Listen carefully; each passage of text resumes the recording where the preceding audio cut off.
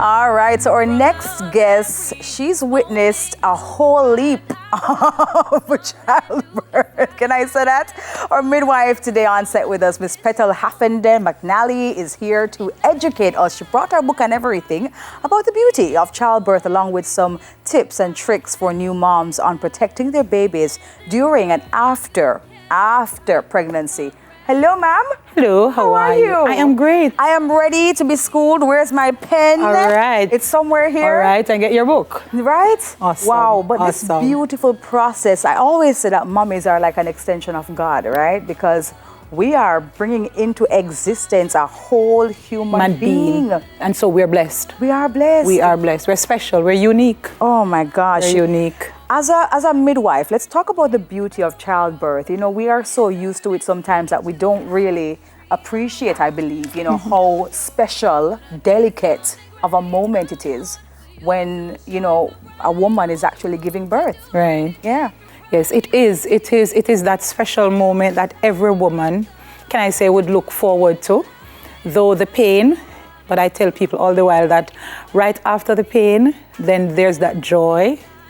There's that feeling of success. Yes, I've done this. I've done this. So yes, it's something that it's just an awesome experience that every woman really look forward to, even though they'll say the pain and whatever, but yeah, the outcome. Yeah. That's the beauty.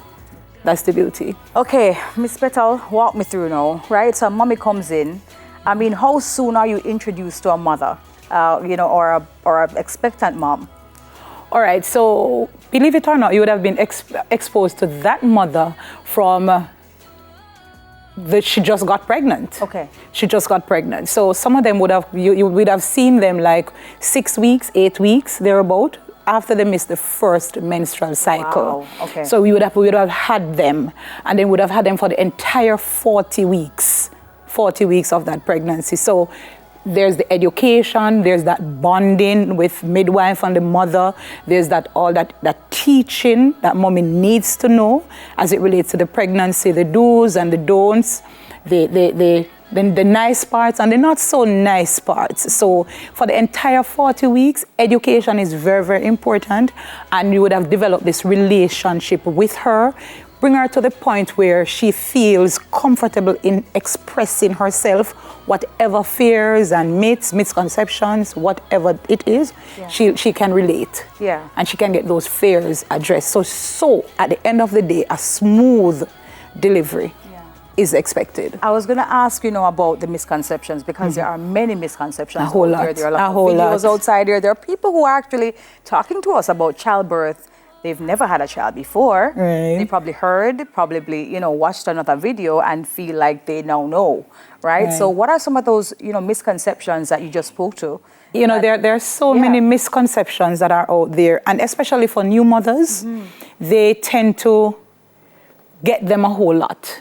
And so it drives fear into them. So they are told, you know, that they're not to drink too much water, because if they drink too much water, then the baby is going to drown. They're told that they're not to eat too much yellow vegetable, carrots or whatever, because the baby will have jaundice. Okay. Yes. Some of them, they're told that they're not to hang clothes on the line, because when they stretch up, then the cord, the baby will hang. Yes. So, I was told as well during my pregnancy that I'm not to cross my legs. Is that also a misconception, or is there some truth there? It is a misconception, and especially when it relates to where you are in pregnancy. Because think about it, when you are at 32 weeks in pregnancy, I don't think you'll be able to cross that legs. That legs is going to stay, you know, open. So, and then we're also told not to eat some things as well. Because, right. You're told not.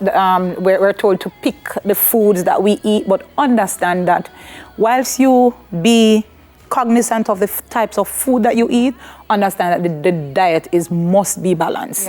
So a little of everything, because if you miss out on some things, it may cause a problem. So if there's not enough iron, say for instance, in the diet, the foods rich in iron, then that woman is going to end up with anemia, right? So even though some persons said not evidence-based, but if there is too much salt, then we're going to look at, say, a pre-eclampsia. Right. So if the sugar content, the carbohydrate content, you have to look at the diabetes. So yes, whilst there are so many myths out there about not to eat this because you will be allergy, and you're not to walk in pumpkin garden because all the pumpkins will drop off. Yes. All these are misconceptions. And you mustn't go to the beach. And yes, and you mustn't go to funeral. Yes. You mustn't go to funeral because what is going to happen or what have you. These are all myths. And the new mothers most times are the ones that, for some reason, their ears are always open to hear because we've never been there before. You know? So how do you know in terms of preparing the mother physically and emotionally? Because you said a while ago you developed a relationship with a new mother over time, over the 40 weeks, right? So how do you now prepare her for that big moment? So she's going inside the room, it's her, it's 2 days away from delivery. What do we start doing with her? All right, you see, I'm telling you, education is the key. So the mother needs to know exactly what it is that she's getting into, especially, and so I say education, yes? So when it's nearing that time to have baby, she needs also to be aware to follow instructions, right? If the midwife says do this, you do. If says don't, then you don't. So because if she said push, you don't. If right. She said don't push, you don't push because there can be problems right there. So develop this relationship and listen to the instructions of the midwife. And that is whether on the labor ward or at home, wherever it is that this delivery is being done. It is very important that you listen, that you follow instructions, express yourself. How is it that you feel? Do you think you can manage this? Because there are some women who believe that, they cannot manage a normal delivery, when indeed they can. It's just to be coached. Okay. Right? So are you saying then that if a woman is feeling a lot of pain and she's saying, boy, Miss Petal, this cannot work, I'm going to need, let's just do a C-section, this pushing thing not going to work out at all. You are able to calm that mother down and tell her, most definitely, because you need to get to the point where you find out exactly what the fear is. Because the fear can be that she has heard from her mother or grandmother or a friend.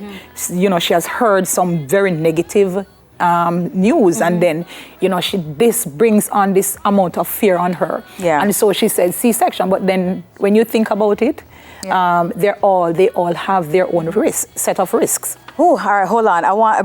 Boy, this whole segment need a longer time for interview. All right. Let's talk about quickly here. So the baby is here now. What do you say to the mother about looking for things in terms of the baby's health? What are some of the signs that a mother should be looking out for to ensure that the child is healthy? All right. Ensure that you breastfeed. Okay. Ensure that you have home help. Very, very important. Ensure that you eat properly. Foods rich, all the balanced meals, ensure that you have that. You're going to need somebody at home. If it is that you find yourself being fearful, because let me tell you something, there's what is called postpartum depression. Oh yeah, and that is for another, yes, and that is a whole nother can of worms that you'll be opening. So for mothers, they need to understand that having somebody at home who they can relate, who can assist them with the baby, because when they're new, sometimes they become the breastfeeding. It's one whole thing, and so to breastfeed, they are they can't bother. The patient's level is not there. Especially if you're not producing immediately. Especially if you're not producing immediately. It's actually normal if as a mother you don't start producing immediately. It is, because it is said that for the first 2 to 3 days you have colostrum. And then breast milk comes right after that. So for the mother. So you're the founder of Pregmate, and I'm sure some mothers right now may be watching, expectant mummies. How can they get in touch with you?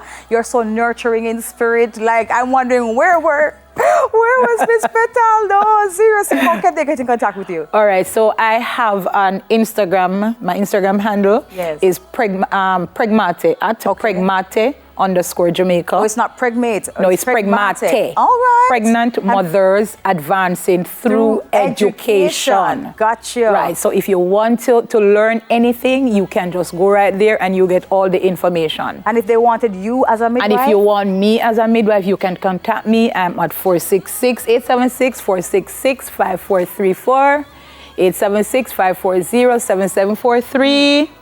I'm in Manchester. Just reach out to me. Well, Miss I'm Petal, at your cervix. let me tell you something. You see, if Did you hear what I said? You're at my cervix. Okay. Saw what you did there. She's at your cervix, Landy. If you ever need her I'm at again. your cervix. If you ever need her again, Landia, my good friend, you know, we're going to be right back, guys. Miss Petal, Hafende McNally. Listen, lady, high five. High five. You're a gem. You're I a gem. remember, I'm waiting on you. No, I've been there. Done that. I'm done. Advanced. Multiply and replenish. Somebody else time now. Somebody else time. Your turn. We'll soon come back. When I first laid eyes